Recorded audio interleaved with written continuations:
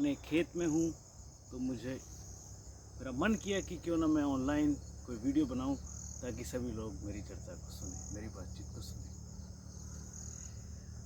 आज की डेट में कोरोना काल ने सभी को अपने घरों में घुसा दिया। इसलिए ही मुझसे लोगों ने आग्रह किया कि मिलने के लिए तो बहुत बहुत इमरजेंसी में ही हम लोग जाते हैं। आज की डेट में कोरोना काल में प्रत्येक व्यक्ति अपने घर रहने का सोचता है और रहना भी चाहिए, केवल इमरजेंसी में ही घर के बाहर जाना चाहिए। इसीलिए मैंने वीडियो बनाई है और मेरा यूट्यूब चैनल है योगाभ्यास चैनल भी इसीलिए बनाया है क्योंकि नया जन्म मिला है और बड़ी खुशी होती है कि मैं इस धर्म में हूँ, इस संस्कृति में हूँ। बचपन से मुझे कुछ आदतें थी जिन्होंने मुझे बचा लिया। सुबह उठना, टहलना, दौड़ना, शाखा में जाकर सूर्य नमस्कार करना,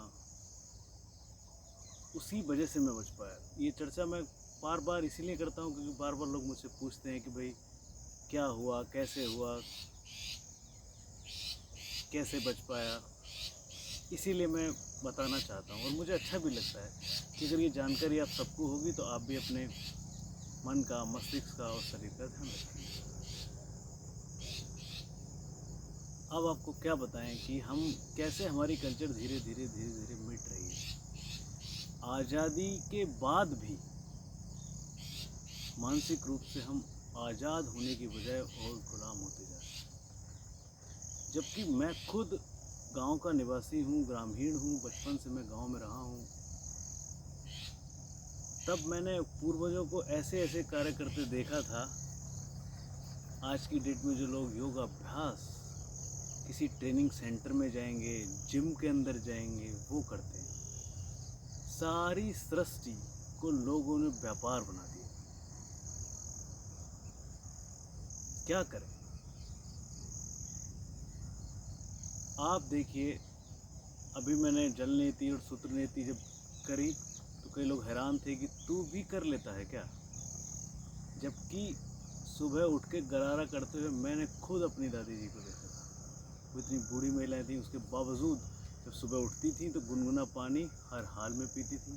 उसके बाद जाने के बाद जब वापस आती थीं तो मुंह से वो गुनगुना पानी निकालती थी।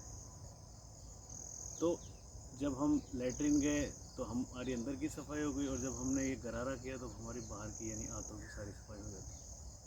ये बहुत सुलभ से कार्य थे, एक सामान्य कार्य था। आज की डेट में लोगों ने जो योग को अपनाया है ना, वो केवल और केवल दिक्कत में, परेशानी में। जब उनको अंग्रेजी दवाइयाँ कुछ नहीं करती तब वो पतंजलि जाते हैं, किसी योग सेंटर जाते हैं, किसी वैद्य से मिलते हैं, किसी आयुर्वेदिक व्यक्ति से मिलते हैं कि भाई अंग्रेजी दवाई खाते खाते तो जमाना हो गया, हमें तो अब तक भी नहीं मिल पा रहा। शुगर का मरीज शुगर की दवाई, बीपी का मरीज बीपी की दवाई, तो केवल और केवल उसको व्यापार बना लिया। इलाज करना व्यापार नहीं होता। हम खुद अपने मन से उसे ईश्वर का अवतार ही मानते हैं कि डॉक्टर साहब हम ईश्वर का अवतार हैं, तभी तो उन्होंने हमें बचाया।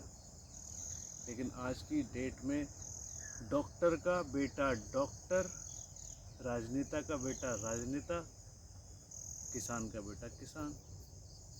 लेकिन किसान का बेटा किसान ना तो बनता है और ना ही वो बनना चाहता है।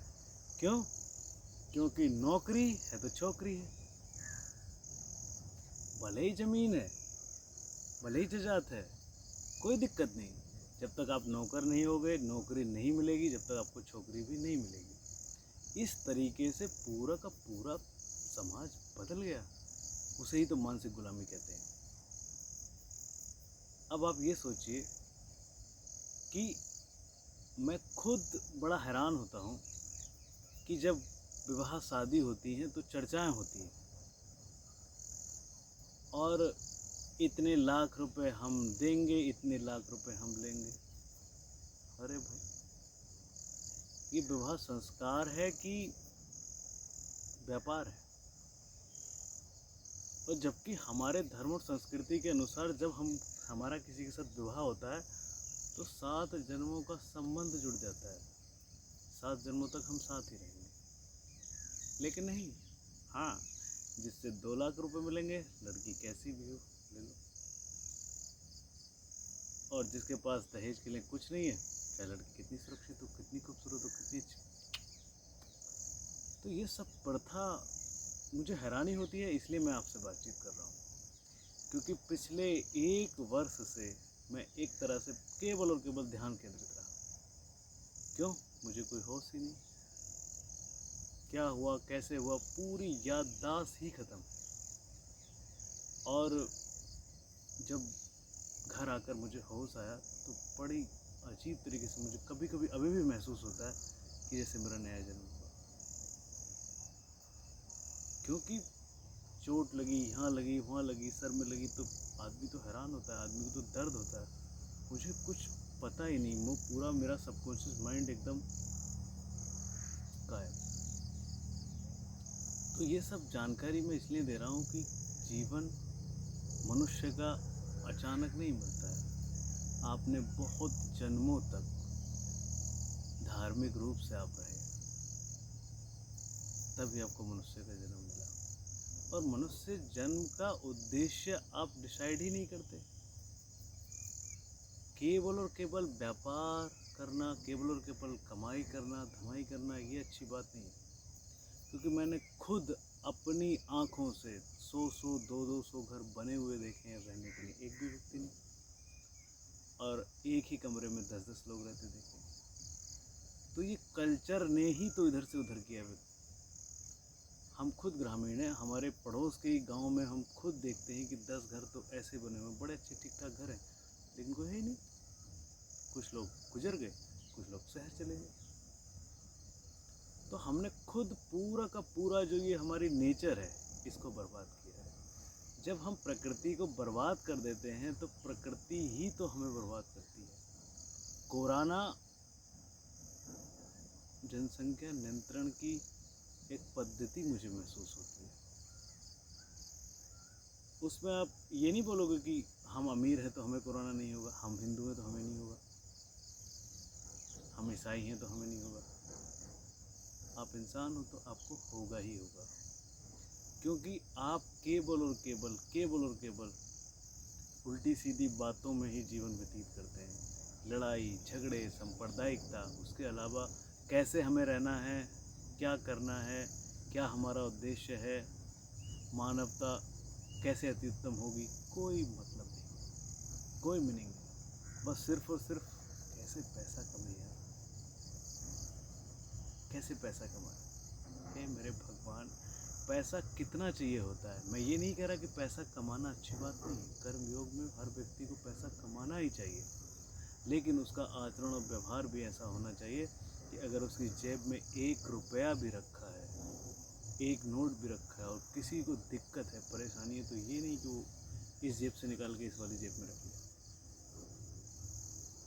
अब जब आप उसके लिए सहयोग करोगे तभी तो दुनिया आपका सहयोग करेगी। तो ये चर्चा भी इसलिए हो रही है ताकि छोटे छोटे आने वाले बच्चों को आप बताइए, आप उनको सिखाइए ये सब चीज़ें। क्योंकि मैंने खुद बहुत हैरानी से देखा है कि घर परिवार में माँ बाप होते हैं तो जो माता जी हैं वो झूठ बोल रही हैं। किन से? पिताजी से। क्योंकि जो बच्चा छोटा सा वो तो देखता है कि पैसे तो इन पे ज़्यादा हैं, लेकिन पिताजी ने मांगे तो झूठ बोल दिया। ये चीज़ तो रखी थी, पिताजी ने मांगा तो झूठ बोल दिया। लेकिन उसी बच्चे से आप ये कहती हो, बेटा किसी से झूठ मत बोलना। इतने अच्छे अच्छे बच्चे बिगाड़ दिए जाते हैं, बर्बाद कर दिए जाते हैं। वो इसीलिए तो जैसी संगत हमारी होती है वैसा ही हमारा स्वभाव होता है। तो संगत को बदलना ही चाहिए, स्वभाव अपने आप बदल जाएगा।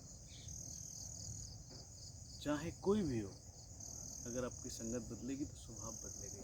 तो आप सभी से मेरी प्रार्थना है कि कृपया कृपया आप सब अपने छोटे छोटे बच्चों को संतुष्ट रखें, अच्छा रखें, समझाएं। यदि आप उनके सामने सत्यवादी होंगे तभी उनका इम्प्रूवमेंट होगा कि वो सत्यवादी बने, धार्मिक बने, सांस्कृतिक बने। और आप अगर उनके सामने अंग्रेज हुए तो अंग्रेज बनेंगे, आप अगर उनके सामने मुगल हुए तो मुगल बनेंगे।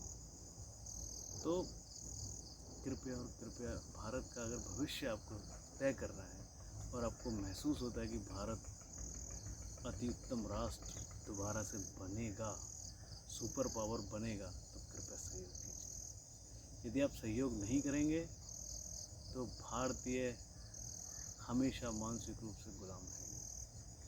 आप सभी से प्रार्थना है कि आप कृपया राष्ट्रवादी बने, अपने शरीर का ध्यान रखें, मन और मस्तिष्क का ध्यान रखें।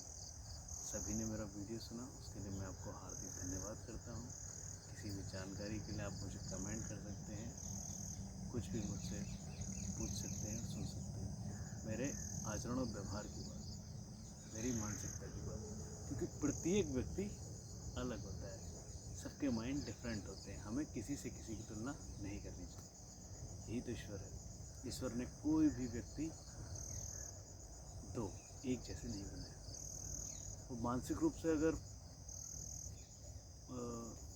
एक जैसे होते हैं मान लो, तब भी वो दिमाग से एक जैसे नहीं होते। अगर वो जुड़वा है, चेहरा एक है, तब भी उनका मन और मस्तिष्क अलग अलग होता है। तो फिर इसीलिए कई लोग अपने बच्चों की तुलना दूसरे बच्चों से करते हैं। अरे आप उनका आचरण और व्यवहार देखिए, उनसे निकालिए कि वो क्या चीज़ अच्छी कर सकते हैं, क्या करने के लिए वो इंटरेस्टेड है, तभी वो कुशल मंगल रहेंगे और अच्छे बनेंगे। तो ये सब जानकारी मैं अपने मन से और मस्तिष्क से इसलिए निकाल रहा हूँ